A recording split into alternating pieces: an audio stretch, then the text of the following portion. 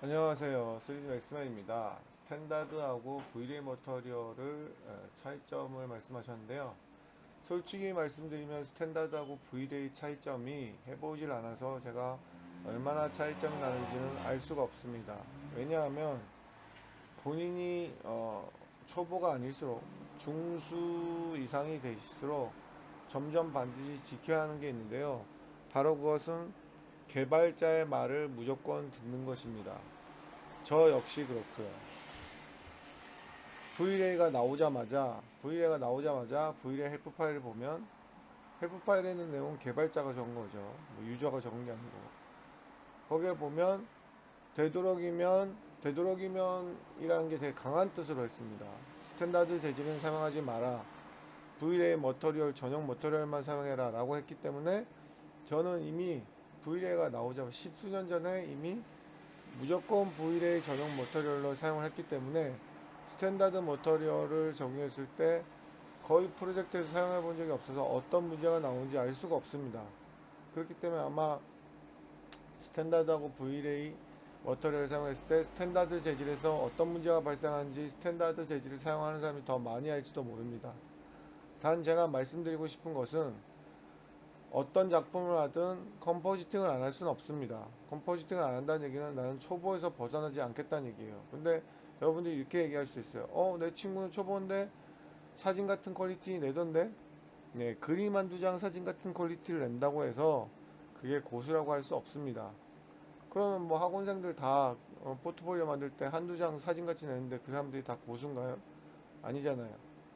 프로세스가 중요한 경우가 많습니다. 물론 아웃풋이 안 중요하다는 얘기는 아니지만 프로세스, 그러니까 그 그림을 만드는 과정이 상당히 스탠다드 하실수록 좀 더 매번 퀄리티를 내는데 비슷한 퀄리티로 나오고 더 큰 문제는 떤 문제가 생겼을 때 해결할 확률이 높습니다.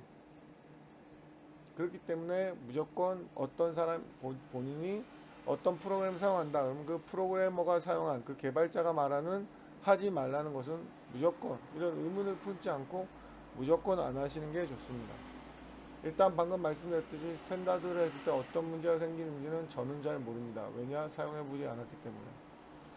그래서 개발자가 얘기하는 거하고 제가 생각하는 거에 대해서 잠깐 말씀을 드리면 스탠다드 재질은 언급조차 안 할 거예요. 왜냐하면 V-Ray 머터리얼에서도 개발자가 사용하지 말라고 하는 쉐이더가 나올 정도니까요. 예전에는 V-Ray 머터리얼이 이 쉐이더가 디폴트가 불린인가 그랬을 거예요. 콩인지 불린지 헷갈리는데 아마 불린인 걸로 기억하는데 불린인 걸로 기억합니다. 그래서 1, 2년 전 소스 자기가 구한 게 있어서 V-Ray 불러드리면 전부 불린으로 돼 있어요. 근데 현재 이 개발자는 불린 쉐이더를 쓰지 말고 이걸 쓰라고 GGX를 쓰라고 이게 기본 쉐이더로 바뀌었습니다. 근데 재질이 수백 개가 들어오는데 이걸 언제 쉐이더 하나하나 바꿔주고 있나요? 그래서 저는 제가 스크립트를 간단하게 하나 만들어서 모든 쉐이더를 불러들인 다음에 이 쉐이더가 불린으로 돼 있을 텐데 저는 쉐이더를 GGX 쉐이더로 이렇게 바꿔서 쓰고 있습니다. 이 GGX 쉐이더는 뭐 설명할 게 많아서 여기 설명하지 않도록 하겠습니다. 하여튼 GGX 쉐이더가 현재 렌더링, 이미지 안티리싱이나 브루트포스 라이트 캐시 이런 것들 모두 최적화가 되어 있고 뭐 좀 더 쉐이딩을 정확하게 표현하고 그런 장점이 많기 때문에 바뀌었겠죠. 심지어 이렇게 같은 VLA 머터리얼의 모든 옵션이 똑같더라도 쉐이더 하나도 디폴트 값을 바꾸는 마당에 전혀 생뚱맞은 스탠다드 재질을 VLA에 사용한다는 건 말이 안 됩니다. 그 다음에 아까도 말씀드렸듯이 컴포지팅 작업은 무조건 하셔야 되는데 그게 바로 렌더 엘리먼트나 뭐 여러가지 채널 작업인데 보시면 아시겠지만 스탠다드 재질은 렌더 엘리먼트에 지원 안 하는 게 너무 많습니다. 뭐 지원한다 그래도 이게 정확한지까지는 모르겠어요. 그래서 여기는 지원하는데 보시면 Vray 커스팅부터 벌써 결과가 다르죠. 네, Vray 커스팅은 아예 뭐 이상한 계산 방식으로 그러니까 지원 안 한다는 거예요. V가 아니라 체크가 아니라는 거는.